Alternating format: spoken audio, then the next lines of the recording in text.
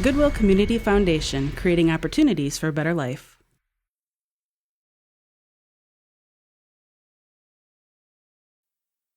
Remember using formulas to calculate math problems in school, like 2 plus 2 equals 4, or 2 pizzas times $10 equals $20? Excel can use these same formulas to work with numerical data in your spreadsheets, just like a calculator. Excel uses standard operators for its math equations, like a plus sign for addition, a minus sign for subtraction, an asterisk for multiplication, a forward slash for division, and a caret for exponents.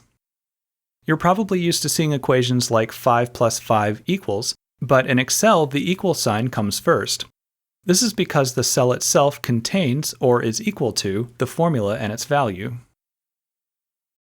Let's create a simple formula to add up the budgets for June and July. I've already typed in those values, and the total is going to be $1,200 plus $1,500.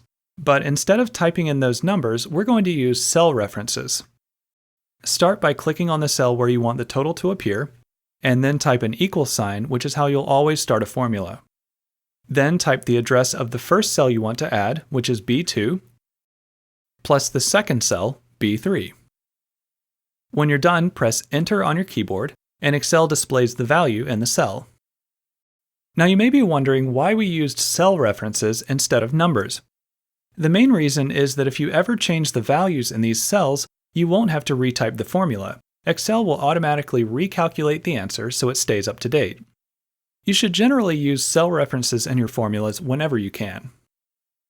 To edit your formula, you can double-click the cell. If you make a mistake or change your mind, you can press Escape on your keyboard, and it will go back to the way it was. Let's try another example, this time with multiplication. I want to calculate the total price for the plastic silverware, so I'll need to multiply cell E4 by F4. The formula is going in cell G4, so I'll click there and type an equal sign. This time, instead of typing the cell references, I'm going to use something called the point and click method. You may find that this is easier than typing them. Press the Enter key, and it calculates the answer.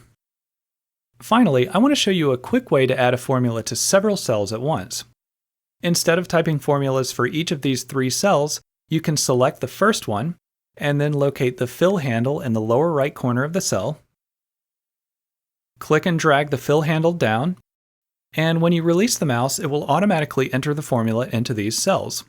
Now we can see the total cost for each item.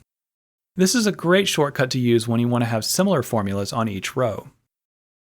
Once you're comfortable creating formulas, you'll use them all the time because they really are one of the most powerful and convenient features of Excel.